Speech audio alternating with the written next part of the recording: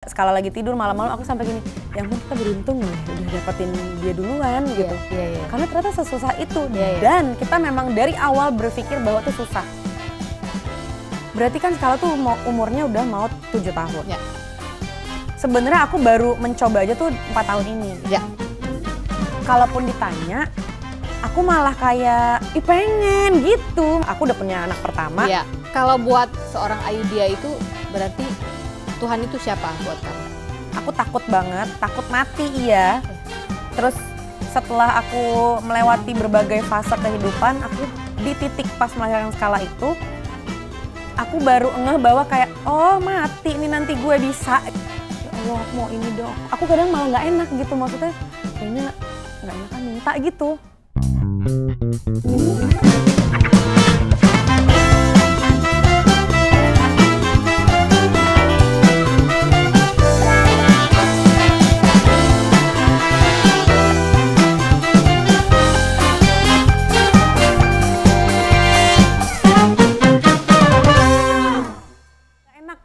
Dan bahkan apapun yang aku alami gitu ya, mau itu buruk sekalipun aku kadang suka, ya udah deh nggak apa-apa, mungkin aku harus lewatin ini dulu gitu. Karena ya nggak tahu ya, mungkin aku nggak bukan tipe yang begitu gitu. Jadi dulunya gitu nggak? Waktu menghadapi sesuatu yang buruk, respons kamu sama nggak dengan ini? Enggak juga sih. Enggak. Jadi ada satu perubahan karakter yang memang terjadi karena begitu besarnya cintanya Allah yang kamu rasa ya. Berarti. Cuman aku mikirnya bener-bener kayak, ya ampun, justru aku malah nge-switchnya malah gini. Dulu aku nggak bersyukur, sekarang aku lebih bersyukur sedikit gitu, maksudnya. Ada peningkatan lah gitu ya.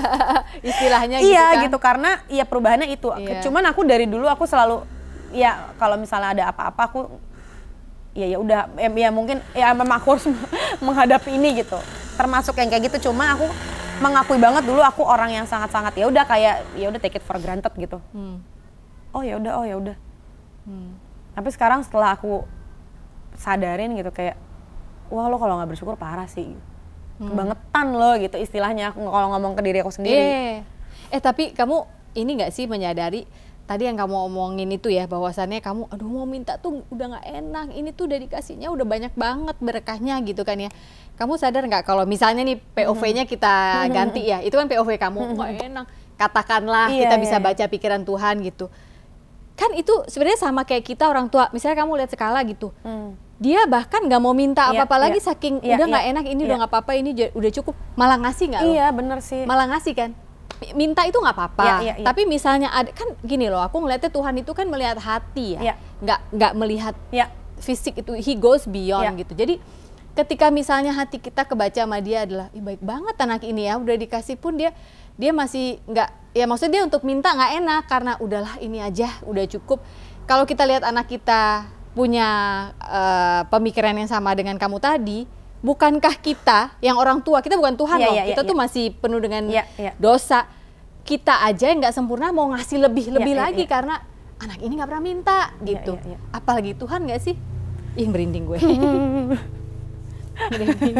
Nah jadi kadang-kadang bisa, maksudnya ini adalah dua hal yang berbeda. Minta itu boleh menurut aku, tapi ketika hatimu membimbing untuk nggak usah minta deh, ini aja udah lebih dari cukup, itu juga sebenarnya menyenangkan hati Tuhan sih menurut gue. Dua-duanya menyenangkan dia. Of course dong. Sekarang kalau nggak minta, ya masa lu minta ke yang lain kan nggak mungkin, cuma dia benar-benar minta. Ya sih. Jadi dalam gini. Speaking of Tuhan memberi, kita sebagai orang luar melihatnya, mengamini sih sebenarnya ya.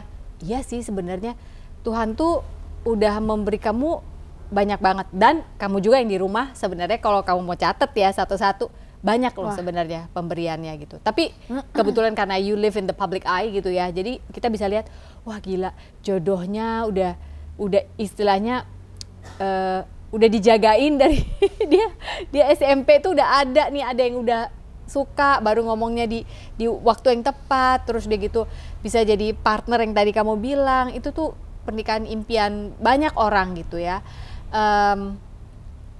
Sekarang aku mau tanya soal si Stuja ini, awalnya itu idenya dari mana? Karena Stuja ini juga saya yakin pemberian Tuhan yang naruh ide ke kamu atau ke Dido dulu? Ke Dido. Oke, satu tujuan. Stuja, oke. Awalnya itu karena emang pengen bikin kopi dulu atau apa? Jadi tuh kita berdua memang awalnya tuh sama sekali nggak ada niatan bikin bisnis. Apapun, dalam bentuk apapun. Tapi udah bikin buku. Yes. Cuma kan sebagai seniman, kita bahkan nggak pernah menganggap itu sebagai bisnis. Karya. Bener dong. Iya, karya dong. Yang dimana kalau misalnya kita bilang sebuah karya gitu ya. Beneran deh, rata-rata seniman nggak ngarep banyak atau harus ini rata-rata gitu ya. Setuju ya. Jadi kita sama sekali nggak berniat untuk bisnis pada saat itu. Cuma jadi memang ini agak unik juga nih ceritanya. Pada suatu hari kan kita memang daily life pada saat buku itu kan kita memang udah jadi ya bisa dibilang content creator lah. Kita juga bikin vlog dan lain-lain. Pas pada saat itu ada salah satu brand yang ngajak kita kerja sama, tapi dia nggak bisa bayar kita pakai uang. Dalam artian kan kita ada rate card, ada apa segala macam. Oh ya outputnya begini, kita harganya segini ya gitu. Mereka nggak bisa in return bayar pakai uang. Dan pas pada saat itu kita juga kayak nggak apa-apa kok, kita mah ya udahlah santai aja gitu. Tapi lu minta dibayar apa? Gue penasaran. Ya kan. Coffee bean 1 ton gitu nggak? Akhirnya si brand ini bilang iya kita nggak ada uang cash. Oh nggak apa-apa. Tapi kita adanya mesin kopi. Oke. Lucu kan? Jadi kita adanya mesin kopi. Hah?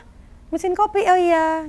Yang senilai memang yang rate card yang kita sudah setujui sepakati bersama. Yang mana mesin kopinya itu besar. Ternyata pas dibawa. Dua tap apa 3? Dua. Oke. Dibawalah ke rumah. Oh iya ini segala macam. Ke rumah Belo itu? Ke rumah Belo. Astaga, taruh di mana itu? Di atas lantai 3. Oke. Kita taruhlah di lantai 3 kan. Ya udah terus iya ada mesin kopi, kita ke atas yuk, kita bikin kopi gitu. Lama-lama rumah saya jebret nih, listriknya itu kan gede ya wattnya. Maksudnya kayak dayanya besar banget. Terus ya udah tiba-tiba Dito bilang, ya udah deh kita bagi-bagi kopi yuk. Jadi kayak di sosial media dia bilang, ya dia live apa segala macam bagi-bagi kopi. Ya ini kita lagi mau bikin kopi susu gitu, kopi susu gula aren, kopi susu Indonesia. Ada yang mau nggak? Ya udah ngabarin ngasih alamat, kita yang gojekin gitu, kita kirim. Terus ya udah pas lama-lama. Dengan tujuan apa itu bagi-bagi? Iseng aja, karena kan mesin kopinya gede, daya. Jadi gini, mesin kopi itu besar. Yang diperuntukkan untuk kopi banyak dong. Iya. Ya udah jadi kita bikin banyak, terus kita bagi-bagiin ke orang karena mau bagiin siapa lagi, orang rumah udah enak sama kopi, tetangga juga udah dikasih, semua teman-teman udah dibawa. Akhirnya ya udah kita bagi-bagilah. Terus ya udah tiba-tiba memang pas pada saat kita bikin si kopi itu, kita memang lagi kebetulan ade ipar itu lagi bikin clothing line si Stuja ini yang memang kita bikin bareng-bareng. Adenya Dito. Terus tiba-tiba namanya apa ya? Terus ngelihat barang-barang yang lagi mau disiapin, Stuja aja. Ya udah. Akhirnya lahirlah namanya Stuja dan jadi coffee shop. Waktu itu juga kebetulan nih ada tokonya akhirnya. Gara-gara kita waktu itu ketemu sama Teh Sarah. Teh Sarah punya restoran yang bakmi. Iya. Sama chef Sandra ya. Yes, dia memang punya restoran itu. Ya. Ya udah kita biasalah cuman kayak iya Teh, dia suruh kita cobain bakminya dan lain-lain. Kita cuma nanya, "Teh, udah ada yang bikin kopinya belum? Kita ada mesin kopi tuh." "Ya, Dit, udah ada lagi," kata dia gitu. Udah ada yang bikin kopi, beverages semuanya udah ada, udah ready. Oh gitu ya, ya udah nggak apa-apa Teh, udah kapan-kapan aja. Ya udah kita menyantap bakmi lah segala macam. Minggu depannya Teh Sarah bilang yang bikin kopi nggak jadi, yang mau naruh kopinya nggak jadi, naruh coffee and beveragesnya nggak jadi. Hah? Kita tuh lihat-lihatan. Yaudah Teh kita udah masuk lah. Itu kita ini tuh udah kepikiran belum, udah punya barista, udah tahu binnya maunya seperti belum. Pokoknya mesin kopi harus pindah aja gitu. Pindah dulu. Sesimpel itu loh kadang-kadang. Sesimpel itu. Ya. Dan ini bener-bener ngeling sama apa yang aku pelajarin. Jadi tuh kadang aku pernah baca buku.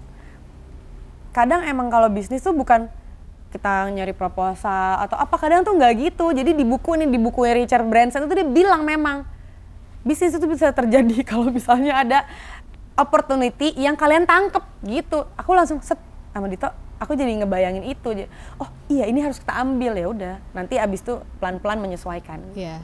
Mau baristanya, mau menunya, mau resepnya aja menyesuaikan. Kalau bahasa Sunda belum ada kumaha engke dipikirin sampai jalan. Iya gitu. Ya udah akhirnya jadi. Wow. Cuma karena mesin kopi harus pindah guys. Iya. Listrik rumahnya jebret. Iya. Iya kan? Kalau bikin kopi berarti yang lain harus matiin listrik dulu dibawakan lantai 1, lantai 2. Iya benar. Gitu ceritanya. Wow. Oke, barulah dari situ mulai belajar. Aku pikir tuh karena si Dido emang wow, penikmat kopi Indonesia, saya tahu biji-bijian seperti apa gitu, enggak ya? Tapi itu kita belajar. memang, jadi gini, kita memang suka banget sama kopi. Kita suka banget kopi susu, kita suka banget ngulik. Oke, ya. Dan kita juga tahu kayak, ya jadi gini, berbekal PD gitu ya. Kan maksudnya kayak, ya mungkin kalau dibanding-banding sama, atau dibandingkan dengan coffee expert atau coffee enthusiast lain, mungkin kita bahkan jauh. Bahkan kita kayak di underestimate kayak, paling kopi artis itu aja tuh, nggak sering ya, maksudnya ada lah pernah denger kayak gitu. Jadi kita kayak ya udah. Gue dong, lo ngomongin gue juga ya sama dong. Gue juga kan orang kayak, alah nih artisnya buka. Iya kan? Maksudnya kayak orang nggak akan nyangka juga gitu bahwa kita akan serius mencari tahu gimana. Akhirnya jadi kayak ya udah biarin aja nggak apa-apa. Maksudnya kan ya itu kan orang boleh nggak apa-apa dong, nggak masalah gitu. Cuman kita tetap melakukan apa yang harus kita lakukan nih gitu. Ya udah kita bangun tim dan pada saat itu memang juga berbekal. Sampai sekarang aku sama Dito tuh selalu mikir gini, kita tuh sebenarnya nggak sanggup kok bikin banyak hal gitu, karena memang ujung-ujungnya kita kasih buat orang nih, jadi untuk orang pegang tuh ada gitu, kita nanti hanya kayak supervise aja. Konseptor. Iya, jadi kita yang lahirkan ide, kita yang supervise, memang semuanya dari awal sampai akhir, day by day-nya juga ngeliatin, tapi eksekutornya juga bukan kita. Oke, udah ada orangnya. Harus ada orangnya dan itu juga akhirnya yang kita berikan si lini itu gitu. Ya. Dan nemu orangnya. Ya. Dan nemu. Oh. Studio sekarang udah ada berapa cabang? Di Bali ada 2, di Jakarta 1, Jakarta 1, Bintaro 1, ada yang di Bekasi juga, Cinere, sama ada yang sekarang di Living World baru, tapi yang bajainya gitu. Gile hebat banget lah. Itu cuma dalam waktu 4 tahun ya? Iya. 4 tahun loh? 4 tahun. Aku inget kenapa, karena 2020 pandemi awal, kita tuh lagi susah-susahnya, Bapi ya, Pepita itu jualan. Mas akhirnya jadi nih gue pindah ke Bali. Dido muncul, nyetir. Terus habis itu cerita lah, iya gimana bisa kacau nih pandemi. Wah, bikin coffee drip aja. Kalau bukan karena Dido yang ngajarin coffee drip, kita kayaknya nggak hidup ya zaman pandemi itu ya. Bayar gaji pegawai, apa itu laki lu tuh yang ngasih tahu caranya. Bikin blend lagi. Yang aku pikir orang bukan apa ya, bukan jago kopi memang gitu. Jago lah kan, tapi enak-enak banget plant base-nya Pepita. Aduh, terima kasih. Tapi kan bukan tukang kopi. Itu kan it's a different saya bukan tukang kopi sih. Iya. Terus habis itu Stuja melahirkan lagi, ada properti aku lihat sekarang juga. Ada. Itu kerja sama orang lagi? Nah jadi itu sebenarnya gini, bukan kerja sama orang, tapi yang tadi aku bilang. Jadi kan kita berpartner nih, jadi ada sahabat-sahabatku, ada teman-teman kita dari SMA juga, ada namanya Beto Karina, terus abis itu ada beberapa partner kita lah gitu. Nah kita tuh pengen, aku sama Dito pengen kayak yuk kita berkembang bersama, karena aku sama Dito pun juga yakin kita nggak bisa ngerjain ini sendiri. Dan kita berdua pun juga akan ada atau harus ngurusin yang lain gitu. Jadi kita bangunlah orang-orang atau partner-partner kita ini untuk membuat satu lini sendiri gitu. Tapi yang under kita, dengan tools yang kita punya, dengan apa namanya, circle yang kita punya atau audiens yang kita punya, itu kita bangun ini gitu. Tapi teman-teman lu manut aja gitu ya, diatur sama lu Dito. Oke begini ini. Sebenarnya kalau dipikir-pikir mereka menyutradarai ini semua gitu. Oke, lu. Nah, kita kumpulin di sini, bikin ini yuk. Yuk. Yes. Di sini gitu kan. Yuk di sini gitu kan. Iya. Kurang lebihnya. Bener. Nah, yang properti itu memang jadi istilahnya gini. Jadi kita memang di atas tapi juga bukan yang kayak lo gini lagi enggak juga. Iya.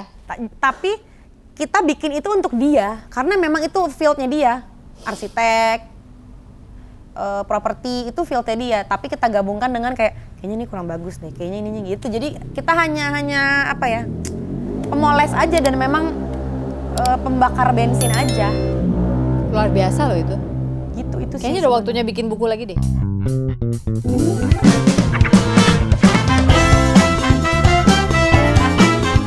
Dipikir-pikir mereka menyutradarai ini semua gitu. Oke, lu.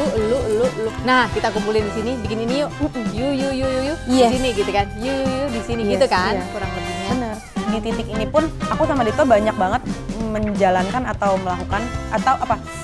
Banyak banget kegagalan juga. Dia tuh selalu bikin sebenarnya apapun yang dia bikin itu sebenarnya buat orang. Ternyata aku baru tahu aja sih. Mungkin memang nggak mendambakan, tapi aku baru tahu bahwa ini yang aku mau. Ini aja, ya. Ini benar-benar ini dia. Yang penting ngomong aja dulu.